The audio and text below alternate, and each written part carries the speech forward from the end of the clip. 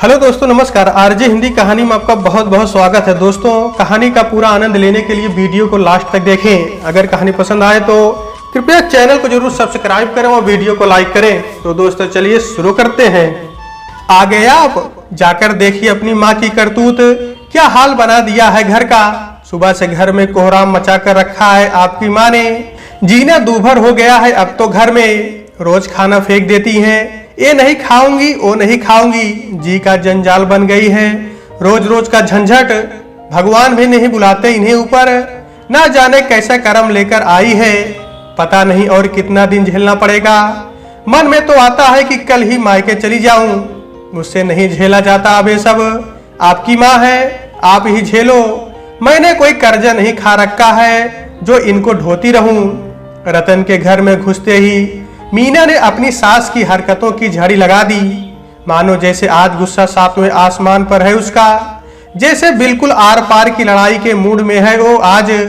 वैसे शिकायतें तो रोज ही करती आई है वो। ऐसा कोई दिन नहीं गुजरा होगा जब अपनी सास को लेकर रतन से झड़प नहीं हुई हो उसकी। पर आज वो केवल शिकायत से नहीं मानने वाली नहीं है। तय कर लिया है मीना ने मन में कि अब या तो वो घर में रहेगी या उसकी सास का घर में रहना अब उसकी घुटन का कारण बन चुका था। अपनी सास से लगाव के नाम पर अब केवल थोड़ी बहुत सहानुभूति ही बची थी इस घर में, वो भी कभी कभी और कुछ गिने चुने लोगों के भीतर। क्यों चिल्ला रही हो, घर में घुसे नहीं कि तुम लोगों की किचकिच शुरू। जीना मुश्किल कर दिया है तुम लोगों ने घर में, रोज कोहराम मचा कर रखती हो। अब क्या हुआ, क्या किया माँ ने आज, बोलो। चीखते हुए रतन ने अपनी घरवाली से पूछा। चेहरा तिलमिला उठा है उसका। एक तो इतनी झुलसती दोपहरी में 3 किलोमीटर पैदल का सफर, ऊपर से घर के करकच, किसी का भी पारा चढ़ जाएगा। वही अवस्था रतन की भी है इस वक्त। तभी घर की बड़ी बहू पुष्पा भी बोल पड़ी। मीना से क्या पूछते हो, तुम्हें नहीं पता क्या अपनी माँ की करतूतें? एक दिन की बात तो है नहीं है, रोज ही का नाटक है उनका। तो आज तो खाने की थाली ही उठाकर झटक दिया। यही हाल रहा तो निभा ना हो पाएगा इस घर में हम लोगों का।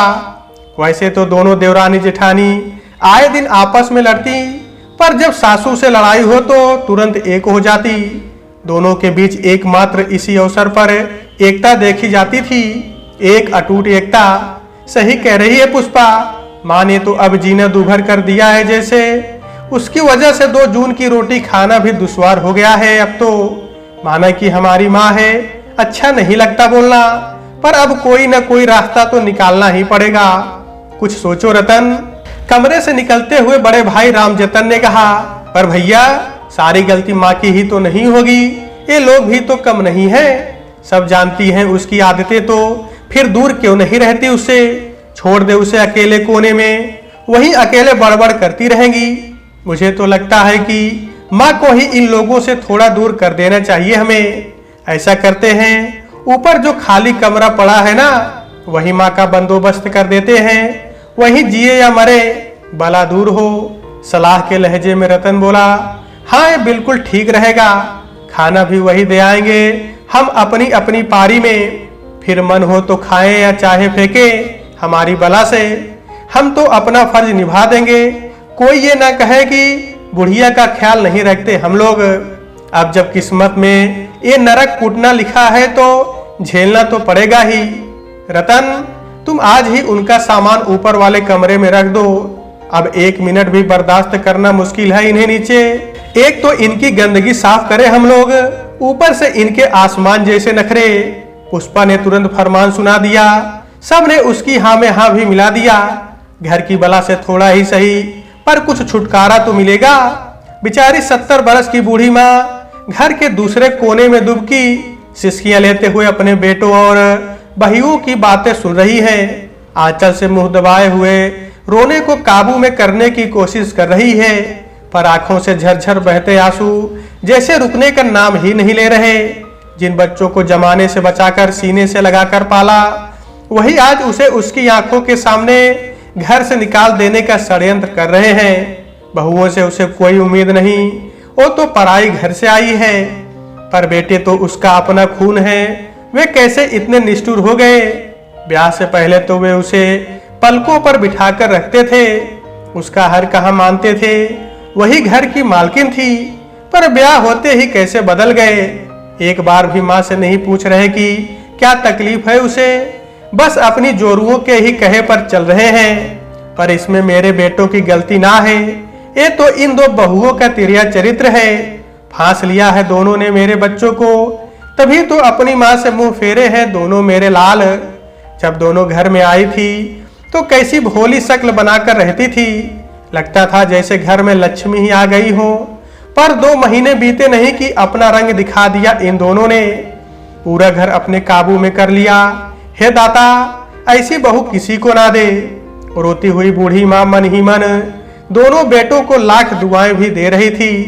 माँ के कलेजे से दुआ के सिवाय और निकल भी क्या सकता है, इसे ही तो माँ कहते हैं। स्वप्न में भी अपने बच्चों का बुरा नहीं सोच सकती माँ। भरी जवानी में सुहाग उजड़ जाने के बाद भी जमाने के सामने हार नहीं माना था उसने।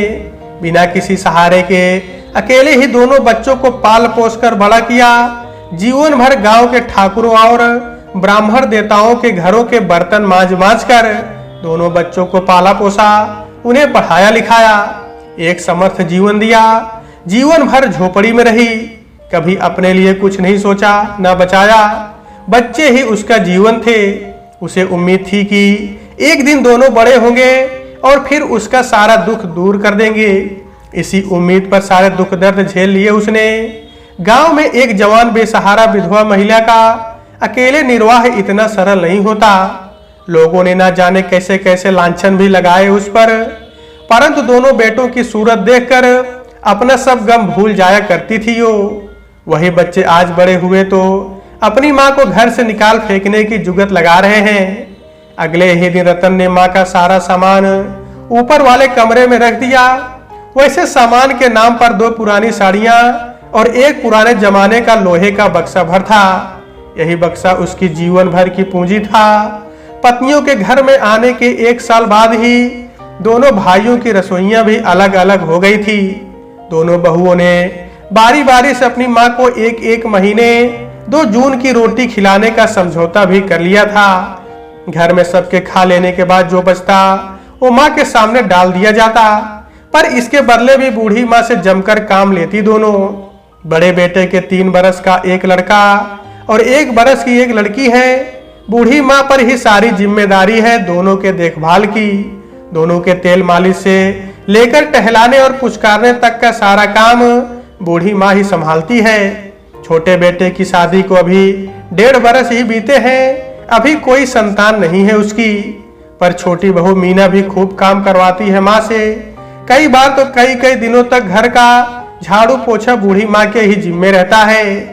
बेटे भी कभी माँ की तकलीफों और दुख दर्द की सुध नहीं लेते। बेचारी बूढ़ी माँ अक्सर अकेले में सिसक सिसक कर रोती। गांव के बड़े बुजुर्गों ने कई बार कहा उससे कि मामले को पंचायत में उठाए, फिर खबर ली जाएगी बेटों और बहुओं की, पर बेचारी माँ को अपने घर की मर्यादा यूं भरी पंचायत में उछालना गंवारा नहीं था। आखिर बदनामी तो उसी के घर और बच्चों की ही होगी, इसलिए अपने दुखों को अपनी नियति मानकर झेल रही है बेचारी। सुबह का वक्त राम जतन भोजन के लिए बैठा है। पुष्पा गरम रोटियां सेक रही है। रोटी हमेशा तवे से निकलते ही गरम खाने की आदत है उसकी। माँ को खाना दिया कि नहीं, 10 बजने को आए। राम जतन ने अपनी घरवाली से पूछा, आज मीना की बारी है, दे ही दिया होगा। वैसे बता रही थी कि रात में कुछ खाया नहीं बूढ़ी ने। रात की थाली वैसे ही उनकी खाट के नीचे पड़ी थी, सुबह ले आई। तबीयत कुछ गड़बड़ है शायद, माँ बीमार है तो जाकर देखो ना, पूछो तो क्या हुआ है। बड़े शांत भाव से रामजतन ने फरमान सुनाया। उसके लिए एक कोई नई बात नहीं थी। आप क्या सोचते हो कि मैं गई नहीं पूछने? इतनी निष्ठुर नहीं हूं मैं। गई थी सुबह, पर कुछ बोले हुए तब तो बस मुंह पिचका कर बैठी रही। मुझसे बड़ा दुश्मन है कोई भला इस घर में उनका। दूसरे तो जैसे हथेली पर बिठाए रहते हैं। मीना तो एक बार भी नहीं गई। अरे भाग्यवान, भड़क क्यों रही हो? एक बार फिर जाकर देख लो, कुछ खिला भी दो। कमजोरी की वजह से कुछ हुआ होगा। इस उम्र में ये सामान्य बात है। फिर बड़े शांत लहजे में कहा रामजतन ने। गए थे देवर जी पूछने, बता रहे थे कि बुखार है, रात को उल्टी भी हुई है, पर आप ज्यादा फिक्र ना करो, नहीं तो खामखा डॉक्टर का बिल फट जाएगा आपके नाम पर। इसीलिए मैं भी नहीं गई सुबह से। पिछली बार जब खाट पर पड़ी थी तो हमने ही इलाज करवाया था। इस बार देवर जी देखें, सारा जिम्मा हमने ही नहीं ले रखा है। आखिर उनकी भी तो माँ है, उनका फर्ज भी तो बराबर का बनता है। जब काम करवाना हो तब तो एक एक अंगुल की बराबरी करते हैं दोनों, तो इलाज में भी करें। वैसे भी अभी खाना खिलाने की पारी मीना की है, उसी के खाने से बीमार हुई है, तो इलाज भी वही देखे। धीमी आवाज में पुष्पा ने अपने पति को राजनीतिक सलाह दी। हाँ, ठीक कहती है, पिछली बार पहल की थी तो 1000 रुपया का बिल गले पड़ गया था। अब मैं कोई गड़े रुपए तो निकाल नहीं रहा। 2 बच्चे हैं, उनका खर्च अलग। रतन तो अभी इन जिम्मेदारियों से मुक्त है, उसका फर्ज अधिक बनता है। मैं अभी रतन को बुलाकर कह देता हूँ कि ले जाकर दिखा दे बंगाली डॉक्टर को। रामजतन ने भी पुष्पा की हाँ में हाँ मिलाते हुए कहा। उस वक्त रतन कहीं बाहर गया हुआ था। लगभग 1 घंटे बाद जब वो घर वापस आया तो रामजतन ने उसे माँ को बंगाली डॉक्टर को दिखाने के लिए कहा। रतन और उसके घरवाले दोनों ने पहले तो साफ मना कर दिया, किंतु जब कायदे कानून और पिछले इलाज की बात समझाई रामजतन ने, तब जाकर बड़ी मुश्किल से तैयार हुए दोनों। पर साथ ही मीना ने अपनी दबी लालसा भी भरे गुस्से में जाहिर कर दी। जी का जंजाल हो गई है बुढ़िया, न जाने कब बुलाया आएगा इसका, चली जाए तो पिंड छूटे। उसी दिन दोपहर को रतन अपनी बूढ़ी माँ को पास के झोला छाप डॉक्टर बंगाली के पास ले गया। चलने की ताकत नहीं बची थी बूढ़ी और बीमार माँ के शरीर में। निकलते वक्त रतन से डरते हुए बोली, बचवा, मैं पैदल ना जा पाऊंगी, ये बुखार ने बेदम कर दिया है, तनिक एक रिक्शा मंगा दे। यहाँ से 100 कदम भी नहीं है माँ, और तुम कहती हो रिक्शा मंगा दे। गजब बतियाती हो, रिक्शा वाला मुफ्त में तो ना ले जाएगा, इतनी ही दूरी के कम से कम 40 रुपए लेगा। अब जो पैसे पहले रिक्शा वाहन को दे दिए तो बंगाली को हम क्या देंगे, चलो धीरे धीरे, झाड़ कर जवाब दिया रतन ने। माँ सहम कर धीरे धीरे पैदल ही उसके पीछे पीछे चलने लगी और लगभग आधा किलोमीटर पैदल चलाकर ले गया वो माँ को बंगाली डॉक्टर के क्लिनिक, वो भी जून की भरी दोपहरी में। पहुंचते ही फर्श पर बिछे बिस्तर पर बेसुध सी गिर गई बूढ़ी माँ, बची खुची ताकत भी चूस ली गई हो जैसे। बंगाली डॉक्टर ने फटाफट 3 इंजेक्शन लगा दिए अपने स्वभाव के अनुसार। झोला छाप डॉक्टरों का एक बेहद लोकप्रिय तरीका है इलाज का। बीमारी के बारे में ठीक से पूछने से पहले ही सुई तैयार रहती है इनकी। पूरे 4 दिन तक इलाज का यह क्रम चलता रहा। बंगाली डॉक्टर मर्ज को समझे बगैर ही इंजेक्शन पर इंजेक्शन देता रहा। नतीजा, बीमारी ठीक होने की बजाय और बिगड़ती गई। बूढ़ी माँ अब एकदम बेदम सी हो चली, हर 2 घंटे पर बेहोश होने लगी। गांव के कुछ लोगों ने रामजतन और रतन को समझाया भी कि बंगाली को छोड़ माँ को शहर ले जाए किसी अच्छे अस्पताल में, पर इलाज के खर्चे के डर से इन लोगों ने कान में जैसे तेल सा डाल लिया। मीना और पुष्पा भी माँ को शहर ले जाने के बिल्कुल खिलाफ थी। शहर ले गए और भारी खर्चा गले पड़ गया, तो इसलिए चाहे कुछ भी हो जाए इलाज बंगाली से ही चलते रहने का निर्णय ले लिया था सबने। जैसे सब मिलकर बस बेचारी माँ के मरने का ही इंतजार कर रहे हों। और फिर बीमारी के 7वें दिन शाम के समय रामजतन के घर से रोने की आवाज आई। दोनों बहुएं बूढ़ी माँ से लिपट कर दहाड़ मार मार कर रो रही हैं। मालूम पड़ता है कितना बड़ा आघात मिला है दोनों को। आखिरकार बूढ़ी माँ ने आशीष देते हुए अपने बच्चों और बहुओं को अपने दुख से मुक्ति दे ही दी, और शायद खुद भी मुक्त हो गई दुखों को इस संसार से। तो दोस्तों, आज के वीडियो में बस इतना ही। कहानी अगर आपको पसंद आई है तो कृपया चैनल को जरूर सब्सक्राइब करें और वीडियो को लाइक करें। तो दोस्तों, आपसे फिर मिलते हैं अगले वीडियो में, तब तक के लिए नमस्कार।